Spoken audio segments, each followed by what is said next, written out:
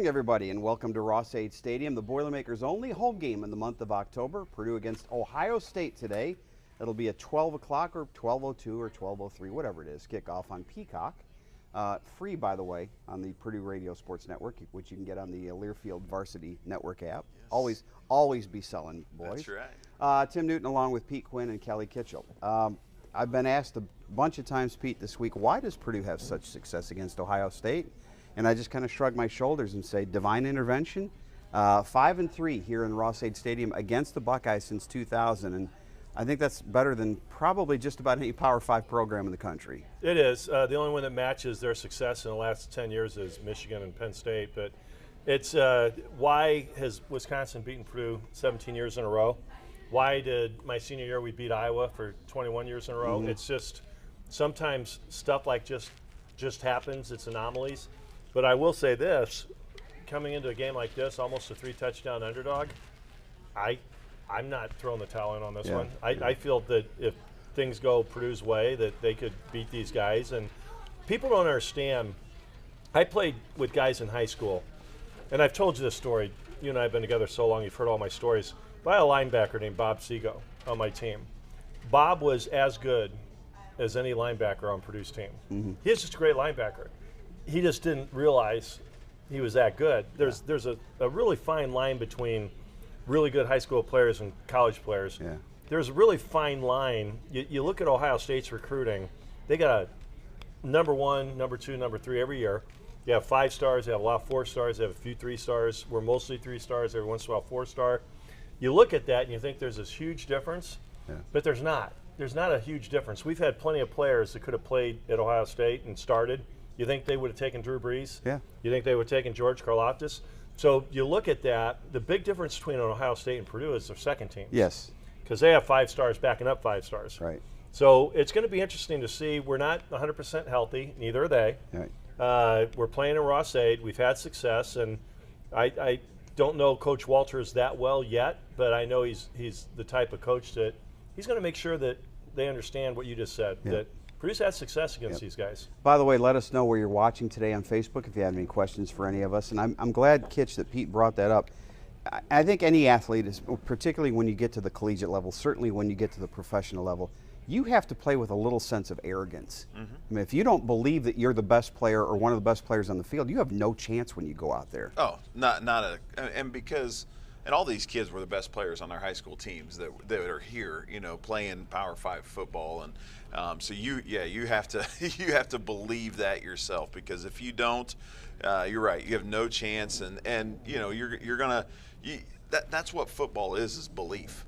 I've seen so many times that if a team will just believe in themselves and believe in each other and play for each other, then there's nothing you can't do. And a lot of times I was watching that. So they had on TV yesterday. I was watching the 2000 game. Right, they replayed the Ohio State Purdue 2000 game, and it was it was funny watching that line up. And I mean, Ohio State had bigger, stronger, faster guys, but Purdue, what we did was we did what we were supposed to do every play. I mean, when they brought their fullback, our linebackers cut them. Right, when we on kickoffs, we were flying down the field, and everybody was making plays, and it was one of those where if you'll do your assignment and do your job and not try to do too much and not try to over it, just play what you're supposed to do, the coaches will put you in the right spot. You just got to believe in it, and if you believe in each other, you can get it done. All right, let me interrupt. Please do. I just came up with a new nickname for Kitch, because Kelly is Kitch. You're right. He's always been Kitch. I'm gonna start calling you Ted. When you started talking, sounded just like Ted Ted Lasso. Oh, Ted Lasso. No, Ted Lasso. He goes, belief is everything. That's right. I want to go out and play now to listen to him talk. We're going to talk about the Buckeyes in just a couple of minutes, but Pete, let's start on the Purdue offense. They're going to be a man down in the backfield today. Tyrone Tracy Jr. out of today's game with an injury. That means more Devin Mockabee, probably a little more Dylan Downing, but I think more Devin Mockabee is a good thing. I can't argue with that. I think Devin's one of those backs, and they come across every so often. They get better as the game progresses. He gets stronger as the game progresses. He's a wily runner, very, very talented runner. Had some fumble issues that everybody talks about, but that kid's a very, very special ball player, and I think putting the ball in his hands more is a good thing for Purdue. And not that Tracy isn't phenomenal, because he is. Well, but the good part about that was, I think, Devin Mockabee had a phenomenal year last year, and all of a sudden he has a few bumps in the road. And I haven't seen – the only thing I've seen from him is he's – Coach, he covers up the ball now. Yeah. He's running hard. He didn't put his head down. He didn't go in the tank. He's going to rise up, and I believe he'll rise up today as well. He's going to be one of those kids that is going to be a huge success. I think he's going to have a chance to play at the next level in the NFL. But once his football career is over, Devin Mockabee is going to be a big success. One other guy that got the ball in his hands a lot more last week was Garrett Miller, and it was good to see him come back. 8 catches, 71 yards against the Hawkeyes. We know that Garrett has Sunday potential, and I think last week was the first time this season we started to see the old Garrett Miller. He made a move on their sideline. I was like, oh, there we go. And every time he catches the ball and gets tackled, I see him get up, and it's like, okay, I'm good, right? It's one of those where he's gaining trust in his knee. He's gaining trust in his athleticism again. He was out for a long time, and I think that he's you talk about confidence. And believing you're the best player on the field. When you have an injury, you have to gain that confidence back again. And I think it's getting there, because it is. It's every time he catches the ball, it's like he gets up and he's like, all right, I'm good, And we know he's got the talent to do it. He's just got to believe in it. For the big the big football fans that really look at this game really in detail, you're going to see 2 tight ends today that I think are going to be playing on Sundays. Yeah, Cade Stover is really good for Ohio State. Real. Yes, he is. Talking about injuries and coming back and having confidence, I talked to Gus Hartwig this week on Coach Walter's show. I asked him when he felt like the old Gus Hartwig, and he said it really was the first game he played, the second or third play after he had a couple of hits. Up until that point, he wasn't completely 100% back to, okay, I can do this now. I never had to go through that. I was thankful. I started 44 straight games and never had to miss a game because of an injury, so I don't know what that's like. And frankly, I didn't have too many teammates that did either. Today's football is a lot different. Kids get hurt all the time. But I've been around football enough to know the confidence, and Kitch touched on it. I'm sorry, Ted touched on it a little bit earlier. Where's your whistle? The confidence and the belief is so critical in every sport, but most in football, in my opinion. Defensively, Kitch, Ted Kitch. Dylan Thieneman, again, the Big Ten. I haven't called him Ted. You don't have to. No, we're not going Ted Kitchel now. I know he's related, but he went to the other one down there. He's the only one that went down there. No. Dylan Thieneman, Big Ten Freshman of the Week, second time this year, and I thought, again, Ryan, an interesting comment this week in his press conference. Somebody asked him if he was comparable to anybody. He said, I've never coached a guy like this. He said, we got the grade checks. The worst grade he has right now in any course is a 99. She's a slacker. I struggle to comprehend that. That wasn't me, I mean, if I got a 99, I was pretty happy. So good for him. And you can tell that's why he's starting as a true freshman. Yeah. Because he's smart. He's fast. He can direct the defense, and I mean, 2-time freshman of the week, and he's in the right spot most of the time. I mean, sometimes freshmen will make mistakes, their eyes will divert sometimes, but he's learning, he's understanding the game. They're putting him in a position where he can see the field and read and do some things. He's got the athleticism to get there, so impressed with him for sure. Especially, I mean, you talk about, or Coach Tiller always talked about, the amount of freshmen you play sometimes is the amount of games that you lose. There's a correlation there a little bit right there, because they're learning as they go, but his track of learning is accelerated because he is very, very smart. Sanusi Kane, speaking of guys who've come back from injuries, I think we're seeing the last couple of weeks the Sanusi Kane that we've seen the past couple of seasons, and sometimes, as we've talked all the time, you don't have to see who makes the hit or see the number. You hear it and you go, well, that was Kane. Yeah, again, going back to what I said about people that really watch football, watch it closely, being able to see Thieneman, being able to see Sanusi Kane, who I think are both elite-type players. There's a kid for Ohio State named Sonny Styles that last year played the second most minutes on anybody on defense before he was 18 years old. Yeah. And this kid, this is a safety, 6'4", 230 pounds. I think all three of those guys are three of the best at their position, and you get to see that in this game too. Which, in a game like this, and my entire career doing this, you always look for those special players. and I think I don't want to give away one of my keys to the game, but I'm going to give it away. Our special players, and we're talking about some of them, Garrett and Sanusi, they have to be special today for us to win this game. Speaking of special players, let's go over to the Buckeyes for a minute and talk Marvin Harrison Jr. Kitch, he's a guy that averages 20 yards a catch. Yeah. He's less than 100 yards away from 2,000 for his career. We know the pedigree there. First unanimous Ohio State All-American wide receiver in the program's history. He's pretty good. Weren't you shocked when you saw that? Yeah, I was. The first unanimous All-American. Yep. Now, and today, Emeka Ibuka, the other guy who's almost as good, is out with an injury. Right. So you know that Stover and Harrison are going to get more passes today. They certainly are, and that's what's going to be interesting watching this game is how's Purdue going to defend that? We've been putting our corners on an island a lot. We've been doing a lot of man coverage. That's going to be really interesting to see if they're going to give some help, right, over the top or to keep them from that. So that's going to be a really interesting piece to see how Purdue is going to defend Marvin Harrison Jr. and you can't let one guy beat you, right? You can't let him get loose, and he's the best player on the field by anybody by a long shot. I think he's probably the best player in college football right now. He is unreal. I was a little shocked he came back.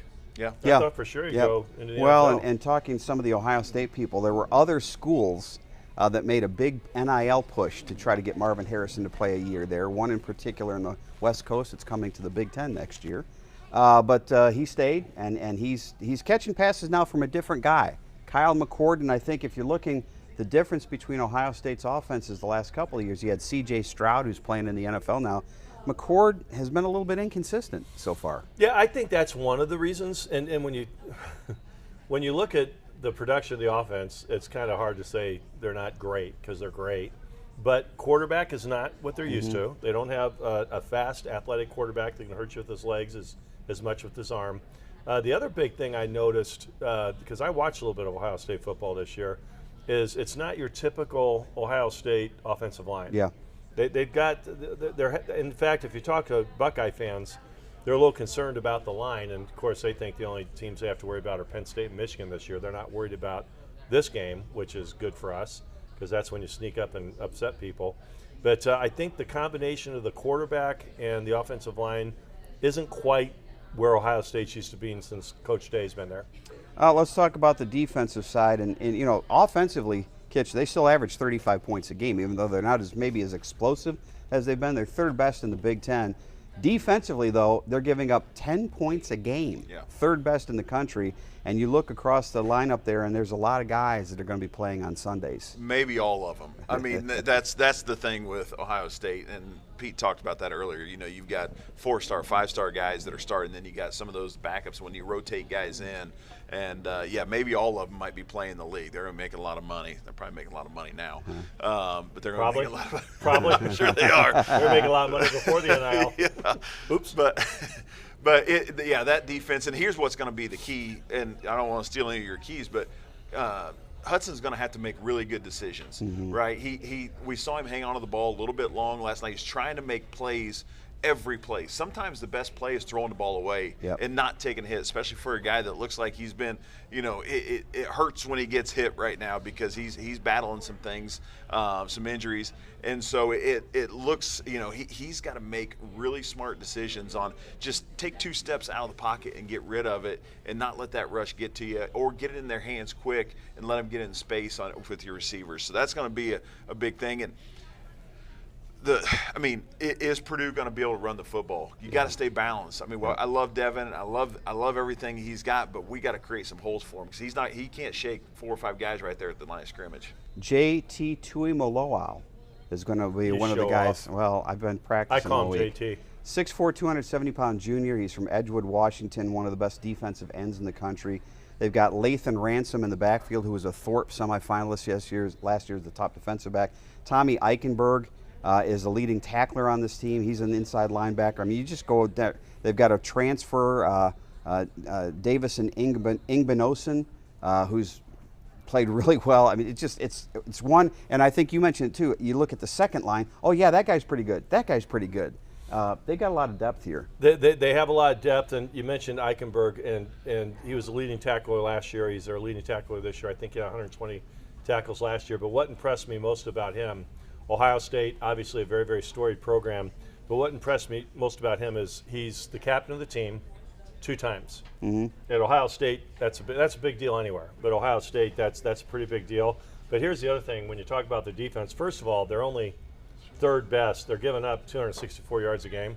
That's only 3rd best of the Big Ten. Yeah. But it's 8th best in the country because Penn State's 1 and Michigan's 3. Yep. But here's a stat that I read about that I thought was the most impressive thing about this defense. Every team they played, this is their 7th game. Every team they played, teams combined have only had plays of 10 yards or more 47 times. Yeah. That's 4th in the nation. Over 30 yards, they're 3rd in the nation, number 1. Or they're only 3 times, 1st in the nation. Only 3 times in all these games did somebody get a play over 30 yards. The best one is over 40 yards. They're number 1 in the nation. Hadn't happened. Yes. So if Purdue has a play today Yeah. over 40 yards, it's the first time anybody's done against Ohio State. That blows my mind. And if you go back to that 2018 game, look at the 2 long runs that DJ Knox pulled off at the end. The long pass that Rondale Moore turned into a touchdown. And by the way, they did another segment today on Tyler Trent because it's been 5 years. On Game Day did a segment on him, 5 years since the Tyler Trent game. And it's still amazing the impact that he continues to have on Purdue and on the community. And you've got the buttons. And the neat thing now, you know, that as every story moves forward, his younger brother is on the sideline suited up for the Boilermakers. Yeah, it's incredible. I've known the Trents for. You remember we did that interview with him when Mike Carmen wrote the article, and then we did the interview with him on the sideline and right before the game. And then I've got to know Tony and Kelly very well over the years, and it going back and seeing Ethan pushing Tyler in the wheelchair, and you know, he was so integral. And then now seeing him on the sideline, it's incredible. Yeah. And so it is an inspirational story, and for Tyler to get here, just to be able to make the trip to get to Ross-Ade that day was in itself unreal. Was beyond courageous. Right, just beyond it. And so, and then him being able to just do what he, you know, just be Tyler, and you know, just love Purdue as much as he did, and it is incredible. And I know a lot of the kids. There's not anybody on the team now, I don't think, that was in that part. I don't think we have anybody that old that was part of that group. But I bet every one of them watched that game and has seen, you know, what that was about. We have a collage, by the way, in our radio booth of Tyler Trent photos, and one is from that night when he was talking to Tom Rinaldi. Interesting story. By the way, again, let us know on Facebook where you are. Amy here in Lafayette, Olivia, daughter-in-law, and my son is also watching today from Manchester, England. So we've got the across the pond thing going on. I had Cam Allen and Gus Hartwig on the radio show this week. They were both here that night in 2018 as recruits. Oh, that's awesome. Oh, wow. Cam, of course, Gus left at halftime. Yeah, I saw that. Because Gus, first of all, he wasn't real sure at that point he wanted to go to Purdue. He said, it's kind of cold. I wasn't real sold on the coaching staff at that point. So we listened to the radio on the way back. So, you know, at least we got him to listen to us and on the way home. don't think that didn't have something to do with this decision. Yeah. That's why they have more recruits coming in this weekend than they've had ever, I think. So I think Purdue needs to do a good showing. But Tony and Kelly Trent, for the last 5 years, they started the Tyler Trent Foundation. They've raised millions of dollars for cancer research. Yep. And Google it. Google the Tyler Trent Foundation and come join us at this golf outing. They have a golf outing in Indianapolis every year. They do other events. But Tony and Kelly have taken just what was a horrible part of their life and made it into something positive, and they should be applauded. They're incredible people. And so get involved. You know, help cure cancer, help raise funds for cancer, and do it for Tyler. As we talk, by the way, about legacies that Boilermakers have left, I think we'd be remiss not to at least mention Terry Dischinger, who passed away earlier this week. Terry died at the age of 82. He was a 2-time first-team All-American at Purdue. He was a member of the 1960 gold medal winning team. And just to show, this is back in the days when, you know, you didn't have a shot clock, so you didn't have to shoot the ball every 30 seconds. He averaged for his career 28 points and almost 14 rebounds a game. He played in the NBA for 9 years. He was a 3-time NBA All-Star, and he was a 1963 Rookie of the Year. I talked to John DeCamp, the legendary Purdue broadcaster. Now, this is before Glenn Robinson and company, who, by the way, Glenn Robinson is here today to watch the Boilermakers play. I asked him who the best Purdue basketball player was he had ever seen, and this goes back to the 1940s. Without hesitation, Terry Dischinger. That's pretty impressive when you've had Rick Mount, yes, you've had Big Dog. And I've heard a lot of people say that. Yep. And a very accomplished dentist. Yeah. Very, very accomplished. He had a great life. He did a great job with everything he touched, and he's just a good man. And, so he'll be missed. And a typical Boilermaker, because it wasn't, Terry Dischinger didn't stand on the hill and tell you how great he was. No. All he had to do was read his numbers. Yeah. A very humble guy, and again, went on to have a great career as an orthodontist. So let's talk about, and I'm not going to steal your keys, but give me something, Kitch, first of all, that we need to see today for Purdue to pull an upset this afternoon. Something's going to have to happen in special teams, I think, for that to happen. I think you've got to steal a possession somewhere. So it's either special teams or a turnover on defense. For Purdue to pull one out today, you've got to be special on there.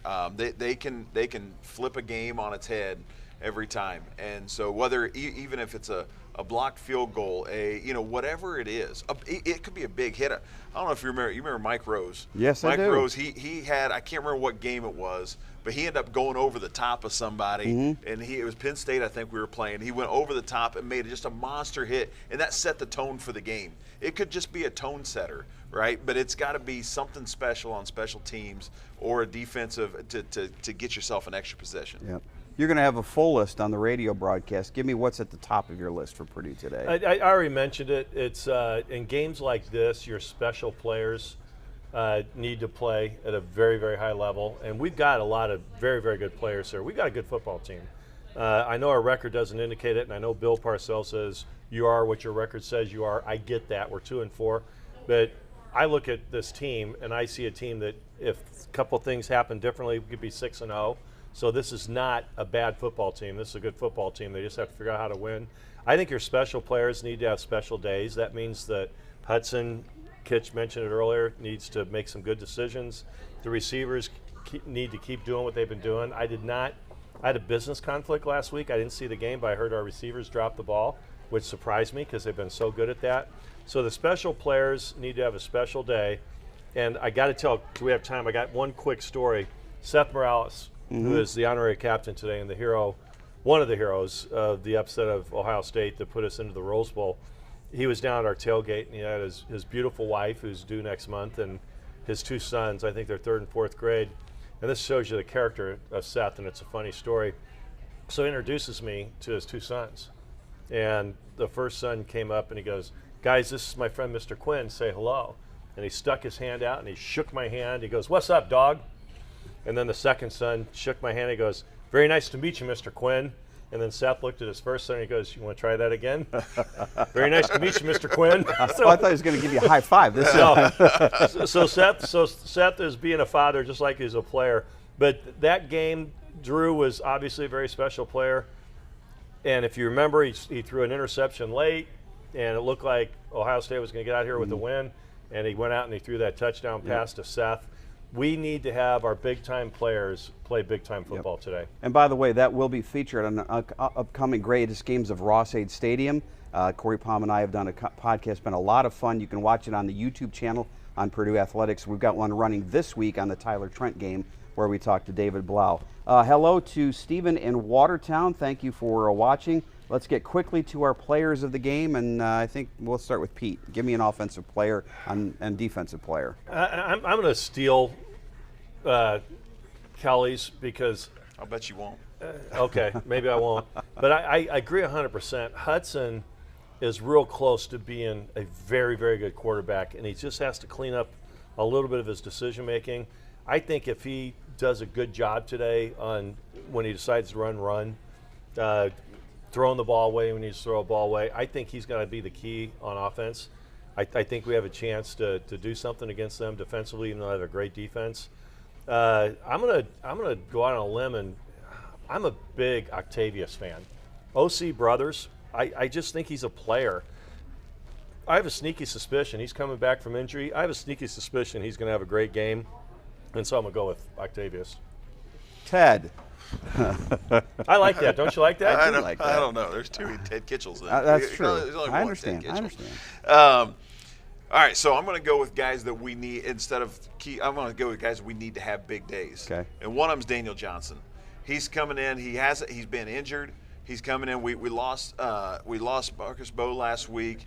He's going to play right tackle today. That's a position that we need him to have a big day and coming. So I'm going to say Daniel Johnson at right tackle needs to have a big day to keep Hudson clean. We've got to keep Hudson clean today. We got to do our best to protect him and keep him clean today. And on defense, again, I'm going to go with the guy that needs to have another one is Derek Rogers. He's got to be very, very sound in his coverage. Not see eye candy and all of a sudden jump up on something and leave guys wide open. He's got to go and make plays on the football. And man, a knockdown pass is just huge. We don't need interceptions. We don't need anything. Just be close. Mm-hmm. And if they do catch it, don't give them the extra yards. Right? Get them on the ground. Give me Garrett Miller on offense. I think he'll have his second big game in a row. And a guy that we need to have a Purdue den of defensive ends type game from today, Nick Scorton. I think Nick Scorton can be a big factor against an Ohio State line that's given up some sacks and given up some pressures this year. Can't go wrong going with Nick. That's all we've got here. So thanks for tuning in. We'll be back on November 11th, Boilermakers against Minnesota for the next home game. For Kitch and for Pete, this is Tim. Boiler up, everybody. Boiler up, everyone.